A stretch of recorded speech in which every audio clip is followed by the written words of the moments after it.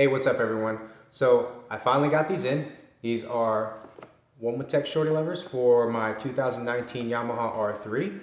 I'm actually pretty excited about these because these have been on back order for a while, but I finally got them in. I'm super excited. I think I just said I was super excited, but I'm super excited to get these put on. There's a very short list of things that I do not like about the new R3s, but on that really short list of things is the factory brake and clutch levers. But today we're gonna fix that, and I'm gonna show you how to get these put on. But before I rip the factory ones off, I'm gonna do a little bit of measuring, so that way you guys can see where the factory ones sit versus where these new ones are gonna sit. So stay tuned and we'll get these put on. All right guys, so we're gonna start out over here on the brake side. One of the great things about the Shorty levers is they are adjustable, so you can bring this closer to the grip or further away. Closest point is gonna be about right here. So I'm gonna measure from the front of it to the center of the grip. And that's about, we're gonna call that 3 inches. Furthest point,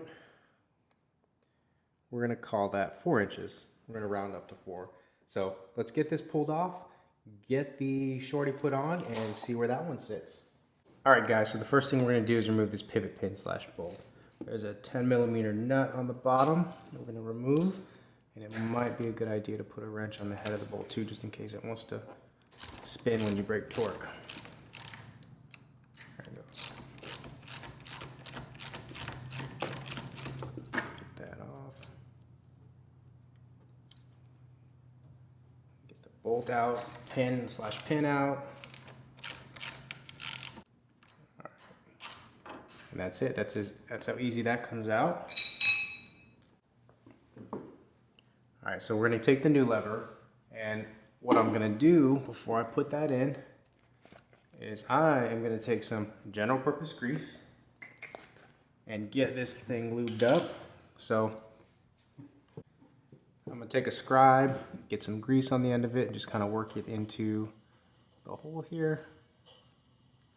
Not too much, just get a little coat in there. Take some more grease, again, just a little bit more, not a whole lot. Just kind of put it in here on the surface, just a thin coat, nothing crazy. That'll do. And then I'm gonna take the pivot pin and just put a little bit on here, thin coat, just work it around. Nothing crazy, guys. Just want a little loop on there. All right, guys, now that that's greased out, when you put this on, just make sure that the face of this surface makes contact with your brake switch, and the face of this surface right here makes contact with the piston right there. So put that into position. Once that's in, got our pivot pin installed.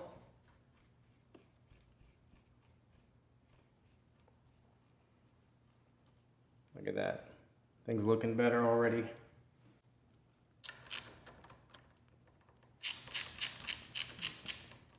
And when you guys tighten this down, don't just snug it. Don't monkey torque the shit out of it. Then we can get our nut put on.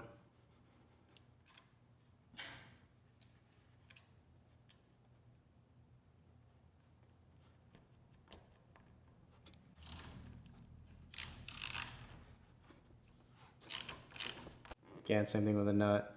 Just snug it, don't torque the crap out of it. Check that again. Check that again. All right. So the face of this is making contact with our brake switch. This face is making contact with the piston.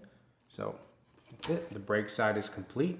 So let's take a measurement real quick, see how much better it got. All right, guys. So I've got the brake set at its closest setting. So closest point on the lever to center of grip. Nice. We're gonna go with 2.5 inches and 3 inches. Awesome. And in case any of you are wondering, let me put these at the furthest setting. 3, and we'll go 3.5. All right, guys, that's it. This side's done, and I'm gonna leave it set there for me. Let's go ahead and get the other side put on. All right, guys, we're over here on the clutch side. Now the clutch does sit a bit further out than the brake, so we're gonna put this one at 3 inches, and we're gonna go with 4.5. That is a bit of a stretch there, but let's get this off and see what the new one looks like. All right, guys, so over here on the clutch side, it's gonna be a little bit more involved, only because we've got a clutch cable that we're dealing with now. So we're gonna start by getting this pin out. There's a 10mm nut on the bottom. It is kind of a little bit more of a pain to get to because of these wires, but it's not too bad. And you don't have to worry about the pivot pin spinning on you. Just keep pressure on the top of it.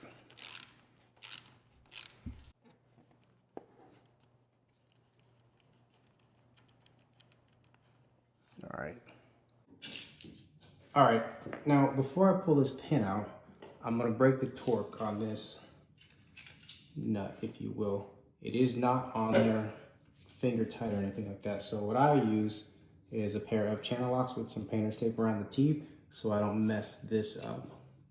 So I'm gonna get that on there, get that loose. And then we're gonna take these slots and get these all lined up. All right, got all that lined up. Pull this pin out.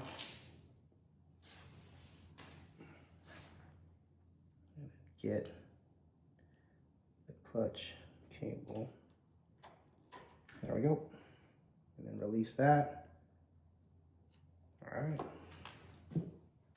All right, so on the old lever, we are going to need to remove this brass bushing because we are going to reuse it on the new one.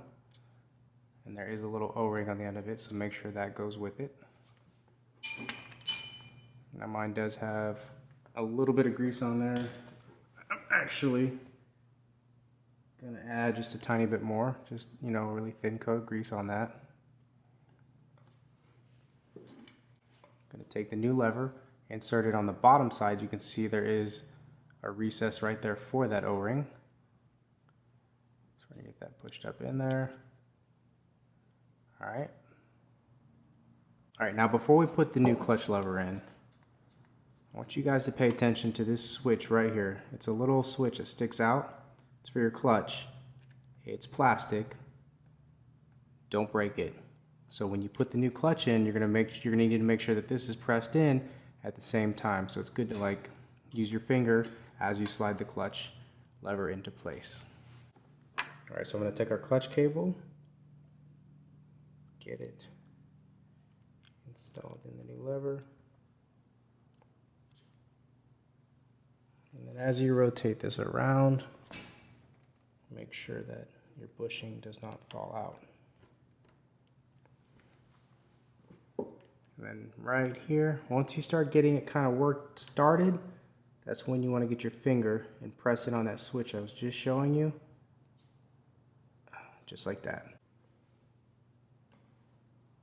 I'm going to take my pivot pin, get that inserted. All right. And just to be sure, make sure you guys look up in there. Make sure you didn't break that switch and make sure that your O-ring isn't pinched.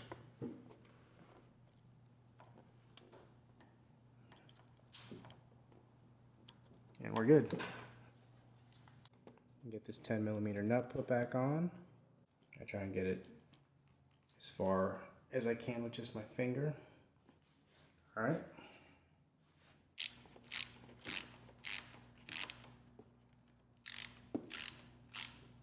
When you guys get this snug down again, just snug, don't tighten the crap out of it. All right, so now we're gonna make sure we get our clutch cable tightened back down.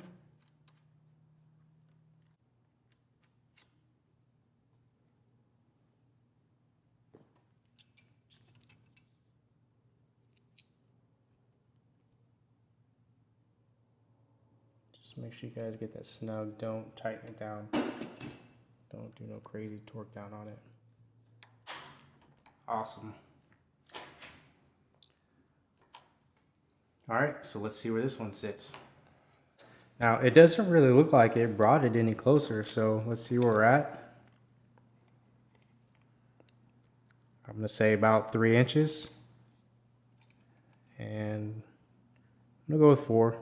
So about the same position we were in before, and that is at its lowest setting. Obviously pushing it out to the max is going to bring that a little further away. So just kind of keep that in mind if these are a set of shorty levers you are looking at. All right guys, well that does it for this install video on these Womet-Tech shorty levers.